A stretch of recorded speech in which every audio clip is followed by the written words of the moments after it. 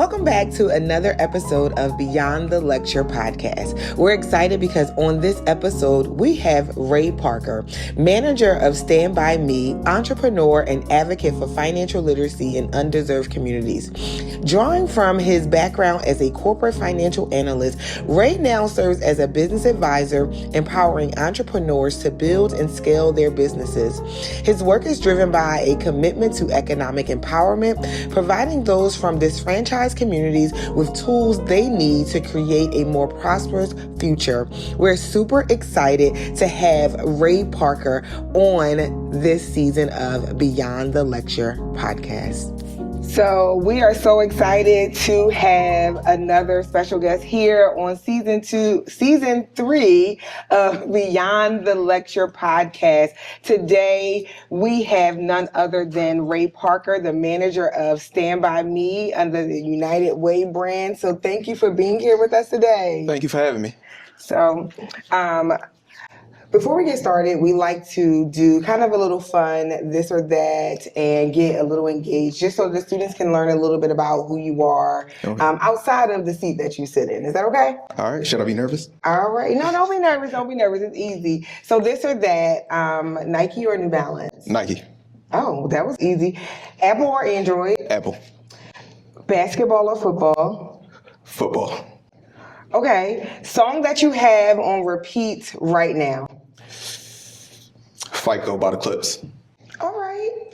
I love the Clips new album. All right. So last book, quote, or meme that gave you a new perspective. And what was it? Never take anything personal. One of the 4 agreements by Don Miguel Ruiz. That's one of those I got to go back to and remind myself on a regular, and I just read it this week. So it's a book that I suggest everybody check out.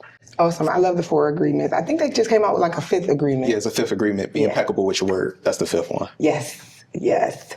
Okay. So we know that you are Nike, football, Apple. You are loving the Clips right now and your latest quote. So tell us a little bit about who you are as it relates to how you got in this seat and Stand By Me. What was your trajectory and how did you land here? It's a long road. Originally, I worked in finance for about 8 years within a corporate law setting. So working there for a while, let me rewind a little bit. I went to school and I studied business in undergrad, and my concentration was in small business and entrepreneurship. But my whole goal was to just go into business for myself, and never was really to, get into working with small businesses and things like that in that capacity. After I graduated from school, by happen's sake, I got into data analysis, which led me to financial planning and analysis with a corporate law firm. I did that for about 8 years. Long story short, corporate burnout is real. And I wasn't connected to my work after a while. So I tried to figure out my way. I left my law firm to go work at another marketing firm for a little while. And I realized that it wasn't the job, it was the role. And that's when I moved into the nonprofit space. So I started working as a community engagement liaison for a nonprofit in Philadelphia for a while. And while doing that, I also launched my consulting firm where I was working with small businesses. What I realized working with small businesses, my goal initially was just to bring financial planning to those enterprises, because I recognized the gap within those small businesses, certain things that I could take that I learned in corporate to apply to a small business. Eventually, through my consulting, I realized the businesses that needs me the most, I wasn't able to serve because they couldn't afford my services, to be honest, right? So that's what led me to United Way. So United Way posted this role, and it was directly in line with what I wanted to do, and how I wanted to show up, and how I wanted to serve my community. Overall, it's like just had all of the measurables. I could still be an entrepreneur, still show up for small businesses and support in that way, and the people that need my services the most could still get it. Wow. I love that your trajectory wasn't linear, right? It had some ebbs and flows. And it seems like you crossed almost every business major that was here. I heard data analytics, you had financial planning, you had, management, marketing, you had a gamut of all of those things. And I love that it's not just one thing. And it was more so the role and it wasn't a part of your passion. And sometimes it's hard to choose between the two. So now that you're at United Way, tell us a little bit about what United Way does, and then I'll get into the first actual question. Yeah, so United Way of Delaware is a part of a broad network, right? There's a United Way in Philadelphia, United Way all over the place, all over the world pretty much. We have 4 large umbrellas that we work under, which is our Delaware 211, which is a hotline you can call to get help with pretty much anything you need, whether it's utilities, financial assistance, or if you have an emergency. We have college readiness, which is helping students apply for FAFSA, get scholarships, things like that. We also have early education with United Way, where they work on reading is a big priority for us. So early reading, 3rd grade level and things like that. And then we have financial empowerment. That's the department I fall under. And Stand By Me is actually broader than just the minority small business program, what I work for, but we also do financial literacy financial literacy and assistance to Delaware residents who might be wanting to buy a house, for example. Anybody that needs to work on their budget or is having trouble saving money. Stand By Me has multiple coaches through our network of partners around the state, and we deploy those coaches to help people through their financial needs. Awesome. I just learned some new stuff about United Way that I didn't know. So can you share how United Way, you talked a little bit about it, but supports minority-owned small businesses and why that work is so critical to community development? Yeah, so through the Minority Small Business Program, what we do is we provide one-to-one coaching to minority-owned small businesses, and just to cover a gambit of things, right? There's obviously a gap that we identified that small businesses in our community and challenges that they encounter in regards to just starting up from a regulatory standpoint, getting the proper licenses, knowing how to register their business, things like that, but also just from an operational standpoint, just trying to fill certain gaps that they might need, whether it's a funding gap, whether there's a gap within their network, maybe they don't know some people that can help them, whether there's an educational gap, maybe they don't understand their industry on a broader scale. And we take a deeper dive, and I think that's what separates our programs from most programs you see, because you'll get a little bit of help or some help. They'll help you write your business plan, for example. But what we do is we take the business plan and put it in action. So we build systems around your business, and we give everybody what they need, because everybody's needs are different. Some people come in more prepared and less prepared in certain areas. So we just try to address everybody where they are. If you're at the point of scaling, then we'll help you with scaling. But if you're at the point where you're just getting started and haven't made $1 yet, we'll help you there too. That is awesome. So when you're helping these individuals and you see all different types of ways in which you help them, what unique challenges do you believe minority entrepreneurs face, and how can nonprofits and local institutions help level the playing field? So one of the main challenges, and you'll hear this all the time, people talking about access to funding, right? You probably heard this a lot, and that is true, right? I don't know about show of hands, how many people in here know somebody in their network that's a millionaire? Somebody that can give you some money towards your business if you had a good idea, right? So there's a huge minority within the minority, right? You don't know that many people that can help you with that. That's one of the issues we have. Sometimes people have a great idea, but they don't have investors. They don't have people that's going to come and pour into them or take a chance on them. And a lot of times, getting a business started requires cash. It requires capital. Yeah. Let's just call it what it is, right? And then the second thing is, again, the educational gap. And it's not the educational gap in regards to your specialty. Like if you're a baker, you might be a great baker, but you don't know what it takes to start a cake company, for example, right? And we have to fill those competencies, because I always compare running a business to like owning a car for the first time. Sometimes you get the car and you're like, all right, great. But then there comes insurance. Then there comes registering the car. And then there comes maintenance on the car. I have a driver's license to have that car, right? So there's so many different layers that comes with ownership. And those are the things that you can skip when you're getting started. And that's a heavy emphasis for me, is just to make sure we're filling those holes that could be in your boat before you get started, so that you're not sunk before you even leave shore. We want to make sure that everything that it requires to run a business, that you have that, and then you can go and build your team and start to really grow your business. But it always starts with being set up the right way. And it's okay if you're not set up the right way at first. Yeah. But, eventually it's getting to that point. And what was the second part of the question? I'm sorry. So the second part of that question is, how can nonprofits and local institutions help level that playing field? So exactly how we do, right? Through the Minority Small Business Program, we actually provide our service free of charge, number one. So you don't have to pay anything to get into this program. It is competitive, but you don't have to pay to get into the program. And the reason that it's competitive is because we want to make sure that people are really serious about running their business, right? So that's from a nonprofit lens. The other side is we actually provide a grant to small business owners who successfully complete the program. So you come into our program and we will give you funding toward, if you need any equipment that can help you get over a barrier, we provide that, right? And we also give funds just for participating in the program and showing up and being active in your business. So there, through the larger scale, the nonprofit industry kind of shows up within the business world to support on the back end those people who might not have the opportunity to have access to somebody that can provide them with that seed money or the education that they need, right? So we fill that gap and that void.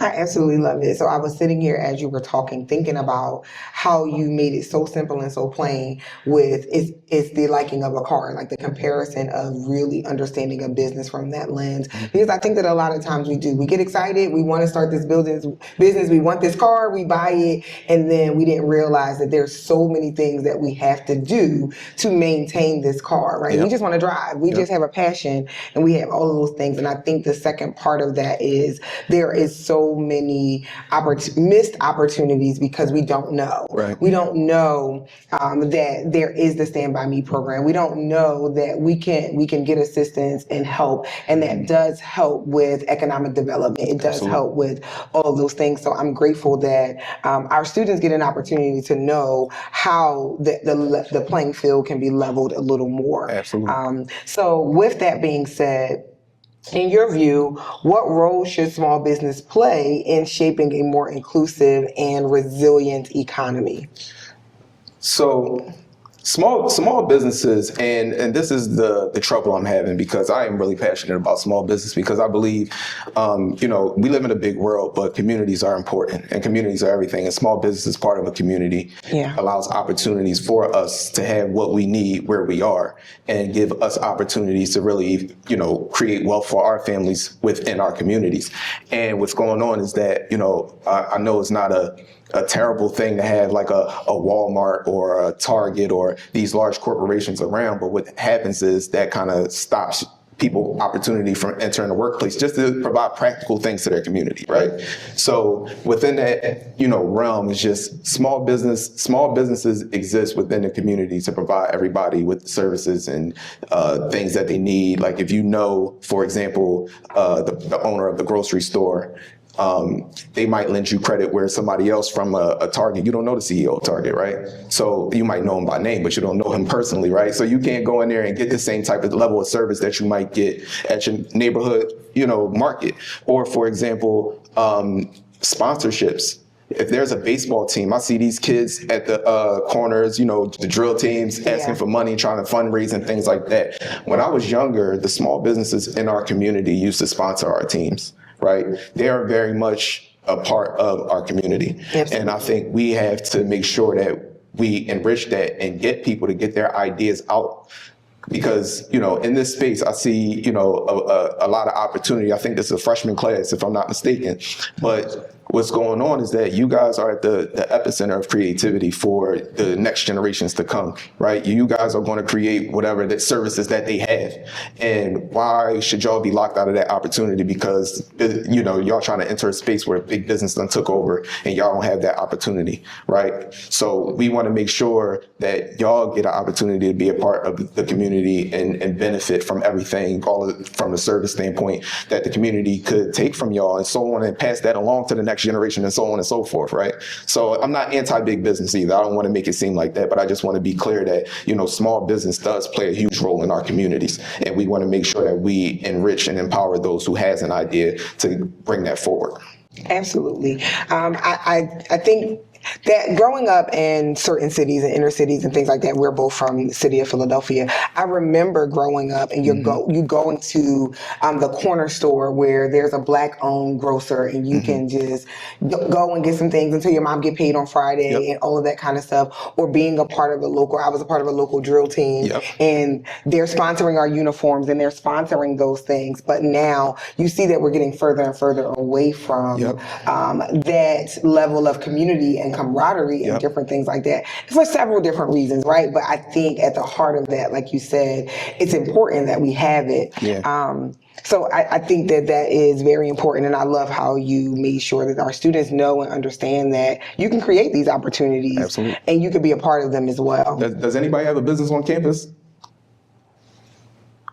So raise your hand, be proud. Yeah, be proud. So I was in college a long time ago, and when I was in school, I went to school in the middle of Pennsylvania, middle of nowhere. So we relied a lot on each other, and we had our own economy, right? Like within the university, right? Like we had people that cut our hair, right? We had people that provided food. They used to sell platters and stuff like that. If you had a car, people would give you a ride. We had our own. This was before Uber, so a long time ago. But people would give you a ride back and forth and things like those are things that we did on an ancillary level.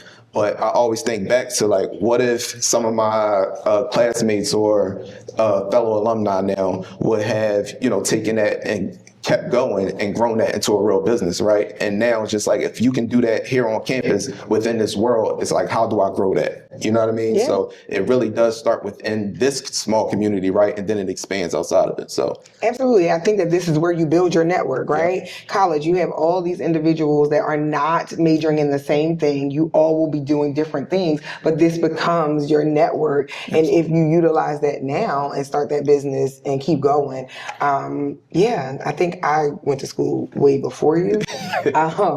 And there was the selling of the platters, but I was the hair girl, right? Yeah. So I braided hair on campus. Yeah. I did everybody's micro braids and box braids and all of the locks and all of that stuff. And that's how I paid for a lot of things. There you go. But you do the Quid Pro Pro sometimes too. And, you may have this, and I'll do your hair if you can give me X, Y, and Z, right? And that's how you build that network. That's all within the community. Yes, it's all about community. So I have another question. How do you measure success, not just in business terms, but in terms of social impact and community empowerment, like we were just talking about? So for me, my success is measured by those that I was working with 4 years ago who are still in business today, right? Mm-hmm. Those that I can make a recommendation and tap into the larger network, because part of it too is just create an ecosystem that we shouldn't have to go too far outside our communities to get the help we need. So if I can appoint a specific person, for example, if you're having a wedding and I know somebody that bakes cakes, I can go into my pool of clients and say, hey, she's great at cooking cakes, creating different designs and things like that. If you need a wedding photographer, I can get you a wedding photographer as well. If you have anything basically that you would need within, for just on a small level, I could provide that through our network. So that's the important side of, just having this opportunity is just to be hands-on and also be able to refer people out. So I weigh my success on how many people can I make referrals for, how many people have built businesses that still last to this day, because being in business is hard. I'm not going to lie and sugarcoat that. And trying to stand the test of time when things are being thrown at you, when the economy is getting shaky, you don't know what's going to happen. If people just become uninterested in what you're doing, are you able to pivot? So when I look back and I see those people doing as good or better than they was when they was working with me, that's my win. And then if they're working with each other, that's a win-win. Absolutely. I absolutely love that. So when we think about those wins, what skills or mindsets do you believe that students should develop now to prepare for careers in business and or nonprofit leadership? Mm-hmm. So they may not want to start a business, but they want to be in your seat, or they want to do something in corporate. Yeah. So again, like I said, business is hard. But I think the mindset for me is find what you do. And I don't want to get on the train of just find your purpose, right? Like this is all about being, and purposeful. But what are some of the things you do with the least amount of effort, right? So what are some of the things that just come to you naturally that are unique to you? And how can you leverage those skill sets in order to make money off it, whether it be going into business for yourself or supporting somebody else in a business? For example, if you're great at being a creator, but you don't want to run your own business because it takes too much, maybe you can go and find somebody that has a business that you can apply your creativity to and work with them as a contractor, right? Or if you do hair, you can work out of somebody else's salon until you feel like, hey, you know what? I want to get a clientele of my own, right? All of your skill sets and things that you do, again, not things that are rigorous, not things that, you get up and you drag yourself out of bed from. But if you love running, if you love cooking, if you love anything, how can you turn that into a way to make money? And how could you do that either on your own or in service of somebody else? Being in business is a thing of service, right? You have clients, you have people to serve all the time, whether you're serving the larger society or the people that work directly with you. So just keep that in mind. But from your positions right now, especially, again, you have so much of life ahead of you. Find that thing that you do with ease. Find that thing that you just enjoy doing. And I'm not talking about sleeping, right? And I'm not talking about just playing the video games. I'm talking about stuff that you can actually make money doing, right? Some people like lifting weights, for example. How can you become a personal trainer? Or how can you make that a part of your life? If you like making videos on social media, TikToks or things, I don't know what other platforms they're using now, but if you like doing those things and you do those easily, how can you help somebody else? I tell my clients all the time, if you don't like creating on social media and things like that, go find you a nephew or a niece or a little cousin that do enjoy that. Yeah. Because you can monetize it. So just find that thing and take advantage of this time now, because again, this 4 years is going to go by so fast, and you're going to look up and you're going to have the rest of your life ahead of you, and you'll never have access to this community in the same way that you do now, in terms of just being able to walk outside of your dorm and be 5 minutes away from your friend at all times, being able to go meet them at the hub or wherever, your cafeteria or the gym. So now that y'all have that network, take full advantage of it. Don't miss out on the opportunities to continue to build together, because that proximity that y'all have now, and when that goes away, it's going to be a lot harder for y'all to connect and put things together and do things together. Awesome. Oh, that was really good. So to that, what trends are you seeing? You touched a little bit about social media and creating content and things like that. What are some of the trends you're seeing in how, we're going to say, younger generations approach entrepreneurship and social impact? So I love the younger generation in this regard. Y'all so creative, and it's just a natural thing that comes to y'all. And again, it's that creativity that is going to power the next generation. Like, we need something new. And there's a looming threat of AI all the time, taking jobs and things like that. But I think, that's necessary for us to grow, because I think the world that y'all are going to live in 20 years from now is completely different than the world we all grew up in. And, with that in mind and that mindset, I think, seizing that opportunity, if it's going to be in some industry that emerges later that y'all create, I don't know what y'all going to create, but if it is some industry, I know that we're in good hands, because y'all are creative, y'all are courageous. I see young people speaking up and being activists in a larger proportion, and not just settling for what people give them, actually, going out and being the change that they want to see. And for me, that's really important, right? If y'all have the courage to change what y'all don't like and take advantage of what y'all do like, because it's like, that old stuff y'all was doing that's done with. We want to do it our way, and that's okay. Just make it work, move with precision, of course, learn the rules and regulations to whatever you do, find you a coach, find you a mentor that can help you so that you don't get jammed up while you're trying to build. But at the end of the day, keep on that trajectory, utilize that strength, that fire that you have in you, that youth, and continue to create. So that's what I see, creativity from the youth today. Absolutely. I would agree that there is a lot of creativity. And I think that this is, like you said, the time to, especially here, for you to hone in on that and be anything that you want to be. Mm-hmm. So I agree that in creativity. So if a student wanted to start, speaking of creativity and all of those things, if a student wanted to start a socially responsible business today, What's one piece of advice outside of just telling them to be creative would you give them if they wanted to do something that was socially responsible? So socially responsible ranks to me like conscious capitalism.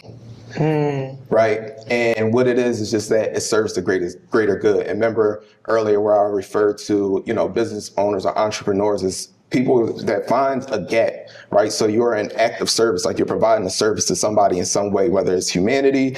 So think about what you do and how it serves people. What niche can you find that, would benefit humanity going forward? And it don't think it's like that deep. You know what I mean? Like it's like something that you have to search for, but just thinking about what makes people's lives easier.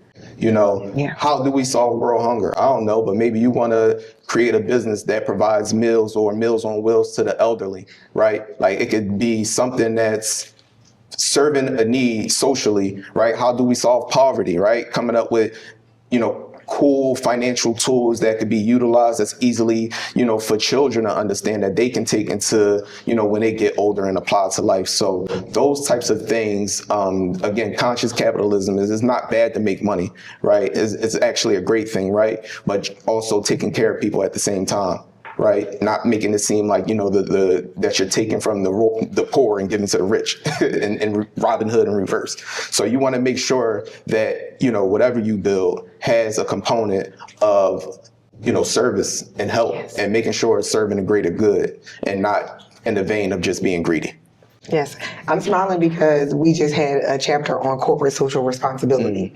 And what does that look like? What are the big businesses doing to kind of like zero in and give back? So them understanding from a larger scale and what they learned in the textbook to now you really sharing that corporate consciousness and what it is that you're supposed to be doing. And then we have a makerspace called the Garage here. And our garage, our dean named it the Garage because most you see Steve Jobs and Apple and different things was created in a garage. And most of our students don't come from areas that have a garage. So we provide them with a space where they can ideate and have innovation. But on the walls, we have what is called our 17 UN Sustainable Goals. And those 17 sustainable goals are something, it's always that gap. One is how do you end hunger, world hunger. One is some of those. So every year, we try to get our students to go into the garage to see what those goals are and then really begin to think from that place. Even if you don't want to create your own, the goal is for them, even if they go to a corporate company or they work at a nonprofit, does that nonprofit help and what are they corporately socially responsible doing? So that is right on target for what we talk about with our students. That's actually perfect. So, and just so I give them their proper due, this program that I work under, the Minority Small Business Program, is actually powered by Barclays Bank, right? They are a huge partner for that.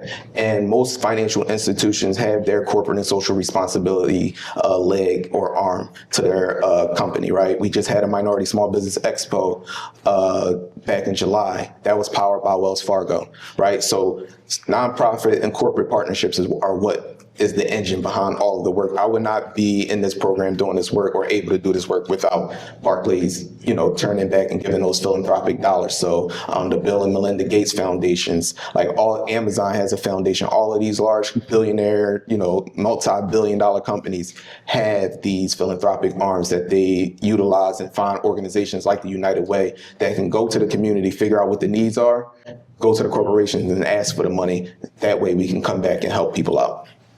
I love it. And they've heard some of these companies that you just said. Barclays is our number one sponsor for Deep Day, which is our event that comes up, and they sponsor our business case competition. And our students, first place, $10,000 each.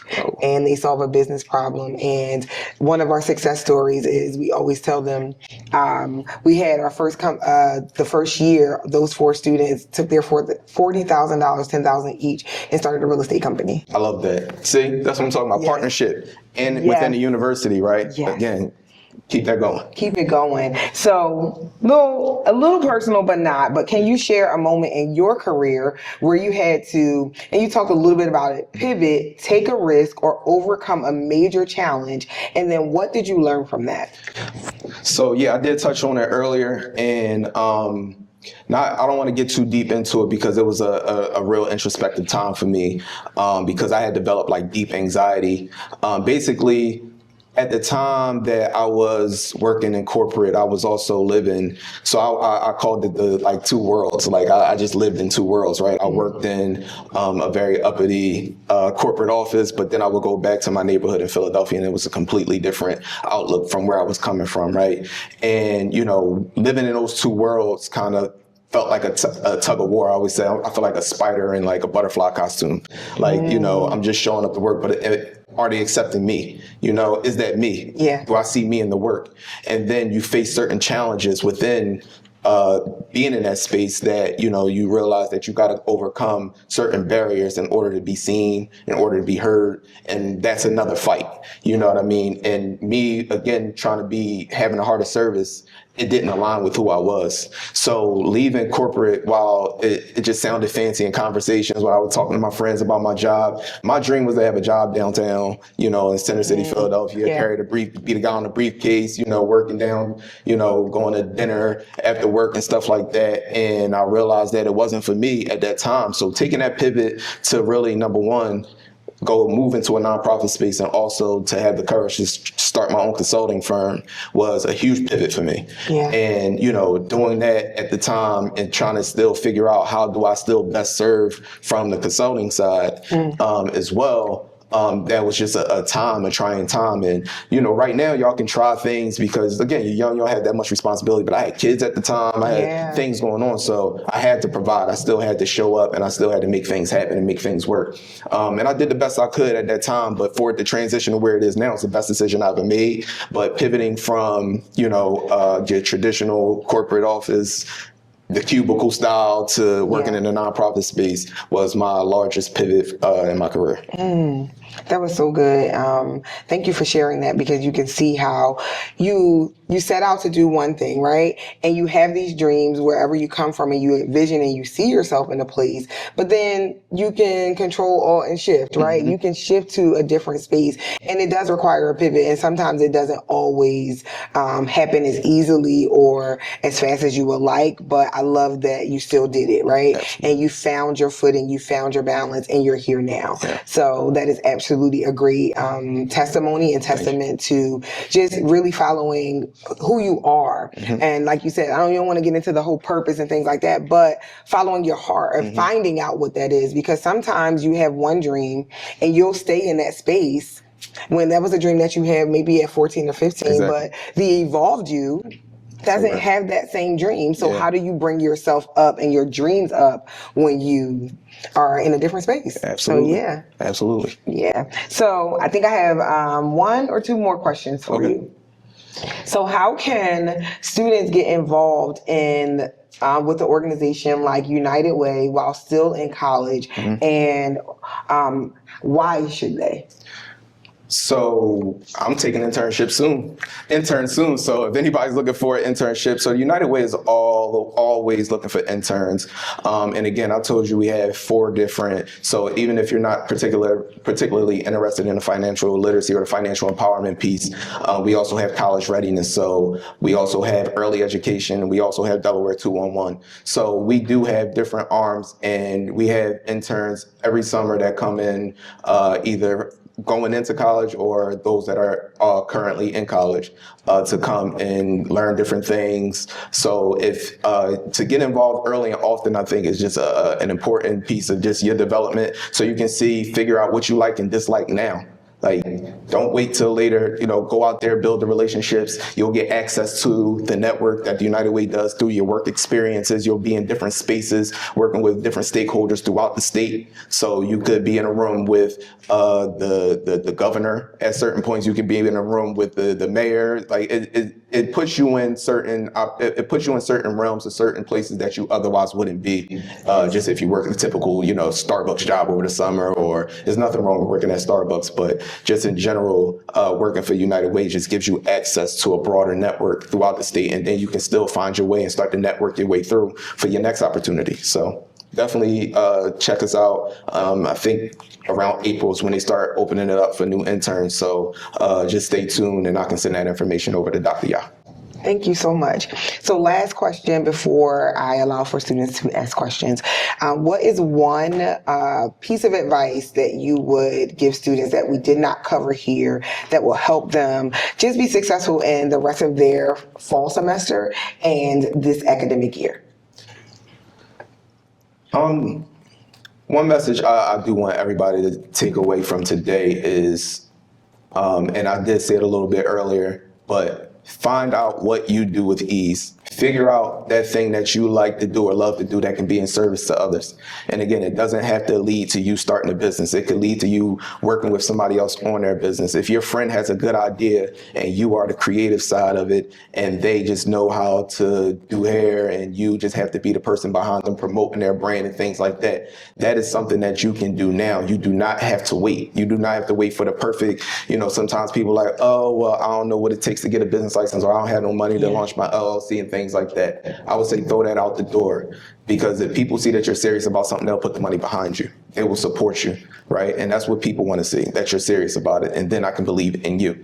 But if you have an idea, if you have something that you do that you're good at, start to cultivate that now. Start to make it a habit. Start to make it a practice, so that then you can go out and use that to hopefully build a family and build a life for yourself in the future. Awesome. Thank you. Well, thank you so much for answering all of my questions. No problem. And I'm going to not be selfish and give students an opportunity to ask you a few questions that they may have. So now we'll have our students in the audience to introduce themselves and ask you a question. And it looks like we have one right there already. So we have there. Hi, my name is Miriam Rahman. I'm a sophomore majoring in music industry. All right. I was going to ask you, I heard you mention conscious capitalism. It got me to thinking. I realized that you said that you went from a corporate environment, but you also mentioned conscious capitalism and not being afraid of feeling like making finances is a bad thing. So my question is, what made you say, instead of just me owning my own company where I can make programs and make money from it, what made you say I want to go to nonprofit specifically?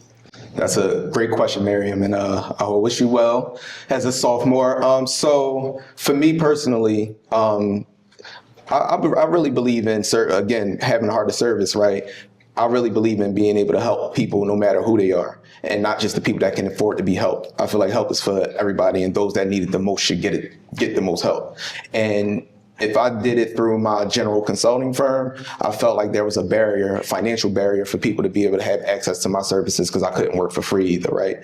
So the other side of that is, how do I work with a nonprofit that can subsidize those people that need the help the most, that I can then provide my service to and still be able to help out. And now those people hopefully will grow to a level where they can give back and start to help other people out, and so on and so forth. So I'm creating like a community and a network in that way too, because I can't do all the work myself. I need to create those people and empower the people that can also build themselves up to have the strength to come and give back and give another person a leg up. Answer your question? All right, cool. What's up? Good evening. My name is Daniel Simmons. My classification is a freshman. I'm currently an accounting major, but I'm in the process of switching to financial planning. I went to my advisor earlier today, because although I do love my numbers, my key thing when it comes to my more so occupation in the future is helping people. And that's what I love to do, and that's what financial planning more so, I guess, resonates with. Mm-hmm. So my question to you is, what set of soft skills, because you mentioned that, you told everyone to do what's more so easy for you in order for you to make the most profit out of it and just do what you love. But what set of soft skills really help you in your journey into being who you are today? Thanks for that question, Daniel. And I do wish you the best. Financial planning is a huge need in our community, brother. So definitely stick there. And my soft skill and my greatest skill, honestly, is relational. I'm able to connect with people. I'm able to hear you out. I'm able to figure out who you are, figure out what you're best at and some of your best qualities, and highlight that for you. Right? So, sometimes people have a cynical view of the world. I'm more of an optimistic person, right? So I do it, even if somebody tells me something bad about somebody, I want to figure out what's good about that person, right? That's what enables me to be able to help people better, because some people just had a bad break. Some people just made a bad decision, but do that make them a bad person, right? Or if somebody did start a business, for example, and didn't know what they were doing, that don't make them not smart. They just didn't have access to the information, right? So it's just really releasing people from those biases that might hold them back, because there are a lot of people that need help but are scared to ask for help. And that's a huge challenge because their pride is in the way, that ego get involved, right? But I always tell people, egos trip, but the humble don't stumble, right? Stay focused, lock in. If you really want something, you're gonna go get it. So I try to be that person and that caveat that relates to you to make you feel comfortable, bring down your wall a little bit so that you can really have the real conversation. We can get to the bottom of things, right? That's my skill. It's nothing to do with knowing business or anything. Yeah. It's just relating to people, because that's what the business I'm in, the people business. Awesome. Got one. Yeah, I understand it. My question was like, I heard like you started to mention like how like you can like some people let their pride and humility get in the way, and like how was that like for you like overcoming that and those emotions and it was like networking? So I come from Philadelphia. We have a lot of pride and we have a lot of ego. And I come from the school of hard knocks a little bit, right? So I think me going through my journey and leaving the city for a while, going out and meeting new people, and it's a personality thing, right? You have to understand, like, you're not going to know anything until you go through some things. And experience is going to teach you who you need to be when you need to be it. So, for example, if I wanted an opportunity, right? If I wanted to, get a job here at DSU and I'm in a room with Dr. Ya and I'm too cool or just in my head too much that I don't say anything and express that to her, she might have been my only way in to be able to get that opportunity. Why didn't I not talk to her and connect with her? What got in the way? That's my pride. It could be my ego, or I could just be nervous, right? But it's just overcoming that. When I first got to school, actually, as a freshman, it was this guy that talked to us about doors being shut in your face. And he was just telling us that whenever he gets any rejection, he don't hear no, he hears next. Right. So anytime somebody rejects them, it's like on to the next one. And that's really what the lesson in that was, letting go of your ego, letting go of your pride, and really pursuing the opportunity. Right. One door closes, they say another one opens. That was that. But that helped me a lot with developing that humility and that, just to be able to listen. I want something, I'm gonna go get it. And whatever stands in my way, I'm gonna find a way either through it or around it, but I'm gonna figure it out my way. So That's it. I think we had one over there first. Hi, my name is Rosnell Lewis, and you mentioned how important it is for a small business to give back to the community. So my question for you is that how important is social responsibility? What I mean by that is it something that will make or break a company, or are there different things about a company like responsibilities that are just more important than social responsibility? I love to get up, number one, bow tie. Good touch. So for me, social responsibility doesn't make or break a firm. I wouldn't say it makes or break a firm, but you do have responsibility, right? People are coming to you. Let's say you're a owner of a large corporation, which I hope you will be one day, and you're making billions of dollars every year, right? How many billions do you need to live a good life? 1 billion? So if you make $10 billion, what you gonna do with the other 9? I don't know. So it is up to a certain point. It's not a lifestyle change, right? If you have $1 billion, $2 billion, I haven't had it. So, but from what I hear, another $1 billion might not change your life so much. That's when it just becomes a game of power, right? Why not use that power to build then to get the people behind you? Because essentially what you have is the haves and the have-nots. You have people out here who can't afford to feed their families, can't afford to keep their lights on, but meanwhile you're running a large corporation, hoarding billions of dollars like Scrooge McDuck in a safe. I don't know if y'all know who that is. Never mind. But hoarding a whole bunch of money, right? Where people could use that, right? I can't keep my lights on, but you got enough money to provide power to my whole community. And you're hoarding that dollar. So does it make or break a firm? No, but where's your humanity, right? And then ultimately it comes down to the people. I don't know if y'all saw recently with Disney and what's going on with Jimmy Kimmel, and I don't want to get political, but I just want to be clear about people, right? People were canceling their subscription to Disney and Hulu and because of what happened in response to what happened with Jimmy Kimmel, right? And what Disney did was bring him back on, right? But that's the power of the people, because they lost a large market share. right? And that's the game of power. These companies they have a responsibility. It should be to their consumers, but they have a responsibility to their stakeholders, right? And if they start to lose market share, they start to lose money, then their stakeholders start to get a little upset about it, right? But they have a responsibility to their people, and they have a responsibility to the consumers, because we have the final say. So if you're a billionaire again and you're hoarding that money, maybe the consumers who can't keep their lights on won't be able to afford your services, number one. But number two, they might stop supporting you because they know you don't give back. Okay. You're welcome. That was good. Hi, my name is India Austin, and my question was, what does it look like to be an intern in your field, and like what skills do you think that people gain by like working in or under like what you do? So for me, an intern in our field, thank you for the question. So an intern in our field will learn a bevy of things, right? Number one, you'll have access to a broad network of people that are doing different things, and you can find the area that you're most interested in to be able to provide, some help and learn different things from. But also, learning to work with people. Again, we work with people that's doing different things all the time, and you might find somebody that, I always say a hairdresser, but you might find somebody that does hair that you take a liking to that can help mentor you and usher you through, right? But then also from an administrative standpoint, on a management standpoint, you learn how, we interact within the office space, how we interact along with our colleagues and things like that. You get to, put your professional hat on a little bit and just see how we engage and interact in that world, because that is another world outside of the informalities that you might have in your friends group and things like that. So with that, but you'll also learn a lot of hard skills and soft skills, basically. Thank you. I got two. You can go for it. Hi, my name is Priscilla Silvestri. I'm a freshman business major, and I'm also Miss Freshman. And I was wondering, what's the best way to reach out to corporate businesses and also businesses in the community about sponsorships and collaboration? All right, Miss Freshman. So the best way, number one, you're in a university. They have plenty of partnerships that come, and I think y'all had Deep Day One next month.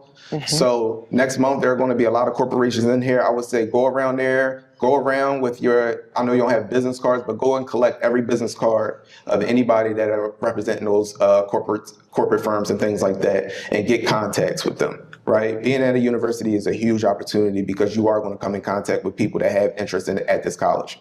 So go in, again, network and let your bell down a little bit. Don't be shy. If you want to give them your resume, have your resume in hand, have multiple copies of your resume in hand. And it could be a personal resume if you don't have that much job experience. Don't feel like you got to have work experience on your resume. It could be a personal resume, just highlighting your good qualities. But go up, introduce yourself to people. If you have professors that you interact or engage with, ask them if they have any corporate contacts or people within your network that might work in different firms and things like that.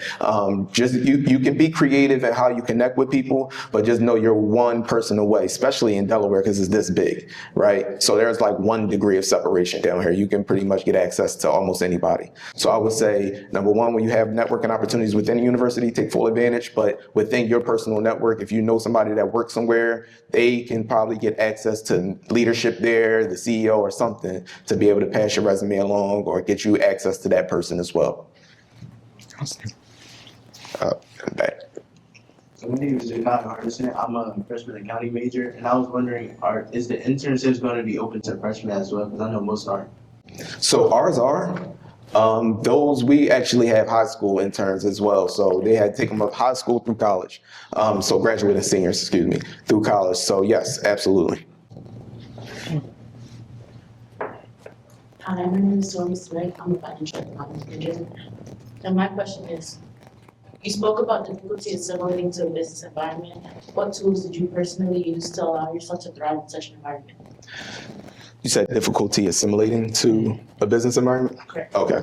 So for me, it wasn't really the assimilating to a business environment that was a challenge for me. It was the interpersonal. So sometimes there are biases that you'll encounter when you're going into a workplace where people might mentor certain people. Like they're not going to show you the same attention that they'll give to somebody that kind of looks like them and that identifies with them. I'm giving you the soft answer, right? So basically what ends up transpiring is if there's an opportunity to get a promotion, you won't be up for that promotion. Not that you don't work hard enough, is that nobody sees you. Or, I can give you a direct experience, right? our firm, we were celebrating because our firm generated $1 billion in revenue in a particular year. I think it was 2016. And when we got to that $1 billion mark, which marked the milestone, I saw everybody dancing at the Christmas party. You know what I mean? It was all good and dandy. And, you know, they were all dancing because they got their big bonuses, right?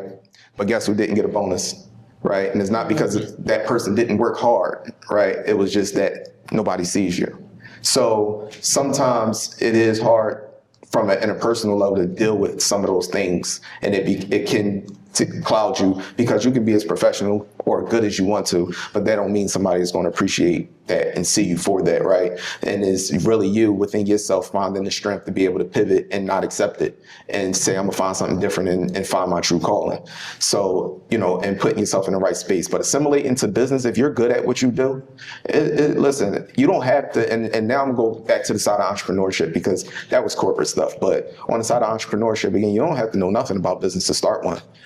You'll learn as you go. And most people are building a plane as they're flying anyway, because most of these people that, you know, we idolize, call heroes, did not know what they were doing when they started their business. They're not good business people. They hired those people. They hired the marketing people. They hired the managers. They hired the people that could help put them in position. And that's why I keep talking to y'all about networking. Finding that person that's the accounting majors, because you're going to need an accountant if you start a business, right? You're going to need a financial planner if you start a business, right? Eventually those things are going to come up. So why not partner with those people now, right, that are better at the certain elements of business that you're not? If you have a skill, maximize on that skill, and then hire your weaknesses. You're welcome. I think. If we have one more, I think we have time for one more question. Does anybody have one more? Or we're good?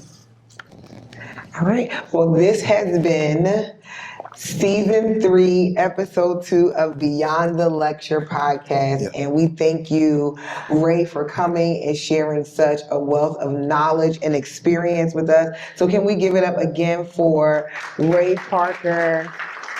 And thank you again for being here. And thank you all for tuning in. This has been Beyond the Lecture podcast.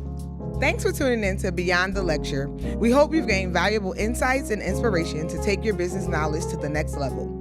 If you enjoyed today's episode, don't forget to subscribe, rate, and leave us a review. Until next time, keep pushing boundaries, stay curious, and remember, the learning never stops when you're going beyond the lecture.